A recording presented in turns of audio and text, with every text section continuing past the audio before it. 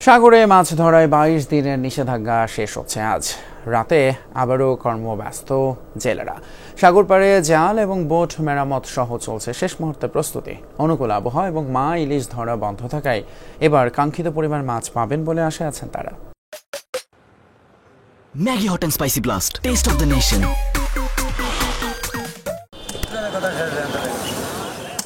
নিষেধাজ্ঞা শেষ, এবার সাগরে যাওয়ার পালা। ২২ দিন ধরে ঘাটে নোঙর করে রাখা বোটগুলো ঘিরে বেড়েছে কর্মব্যস্ততা।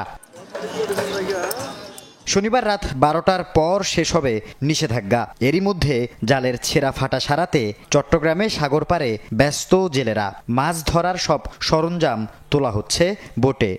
অভিযান আজকে রাত্রে 12টার থেকে শেষ।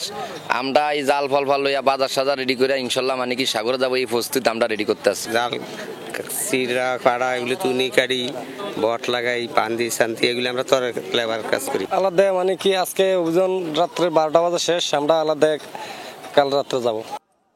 নিষেধাজ্ঞার কারণে মায়া ইলিশ রক্ষা ও জাটকা ধরা বন্ধ থাকায় এবার সাগরে ভালো মাছ পাওয়ার আশা করছেন জেলেরা। পাশাপাশি সাগর যাত্রায় ভয়ও পাচ্ছেন অনেকে।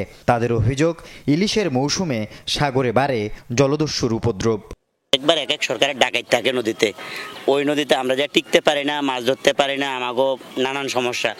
ধরে জাল লয়ে যায়, আবার আনে, আবার মারে কাটে, এই তো কাম। নদীতে গেলে ডাকাত ঠিক মতো ফিশিং করতে পারি না, আমাকে ধরে দরিয়া ফিডায় ফাড়ায়, মাছ টাছ লয়ে যায়। এদিকে জাল ও বোট মেরামত শেষ না হওয়ায় আজ রাতে সাগরে যেতে পারবেন না অনেক জেলে।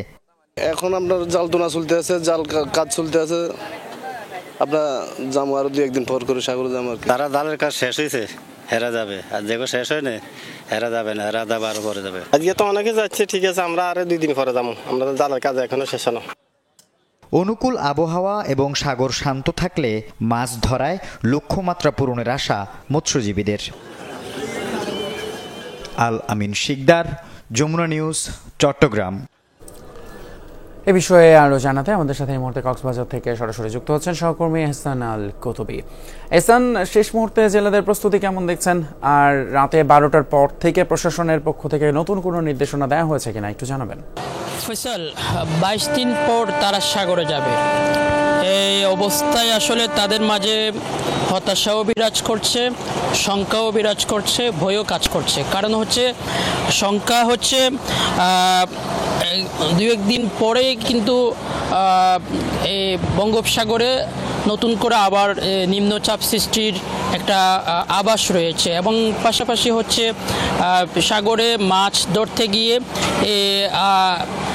জলদস্যু সহ নানা ধরনের প্রতিবন্ধকতায় তাদেরকে পড়তে হচ্ছে। এটা নিয়ে তারা ভয়ের মধ্যে আছেন, শঙ্কার মধ্যে আছেন, এবং তারা অভিযোগ করেছেন যে ট্রলিং জাল সহ বিভিন্ন ট্রলার এসে তাদের যে বন্ধ ছিল 22 দিন বন্ধ, এই নিষেধাজ্ঞার মধ্যেও কিন্তু অনেকে মাছ ধরে নিয়ে গেছে, যার কারণে তারা যেখানেই মাছ পাওয়া যায় সেই জায়গাগুলোতে নাকি সবসময়, বিশেষ করে এই শীতকালীন মৌসুমে যেসব জলদস্যুরা আছে তারা ওই জায়গাগুলোতে তারা ঘিরে রাখে, যার কারণে তারা যখন মাছ ধরতে যায় জলদস্যুরা তাদেরকে হানা দেয়।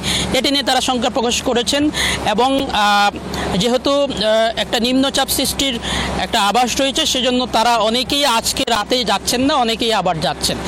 সব মিলিয়ে তাদের আমরা অনেকের সাথে কথা বলেছি, কেউ 27-28 তারিখের পরেই সাগরে নামবেন, আবার কেউ 1 সপ্তাহ পরে নামবেন, আবার কেউ আজকে রাতে সাগরের উদ্দেশ্যে রওনা হচ্ছে। এবং তাদের প্রস্তুতি যেটি আমরা দেখেছি, তারা নিত্য প্রয়োজনীয় যেসব জিনিসপত্র দরকার টানা 10 দিনের জন্য তারা কিন্তু এখান থেকে রওনা হচ্ছেন কক্সবাজারের ফিশারি ঘাট এবং 6 নং ঘাট এলাকা থেকে, এবং তারা আশা করছেন মাছ নিয়ে তারা হাসি মুখে ফিরবেন। তবে সরকারের প্রতি তাদের যে অনুরোধ, সরকারের প্রতি তাদের যে দাবি, সেটা হচ্ছে তারা বলছে যে 22 দিনের যে নিষেধাজ্ঞা, এর আগে 65 দিনের নিষেধাজ্ঞা ছিল।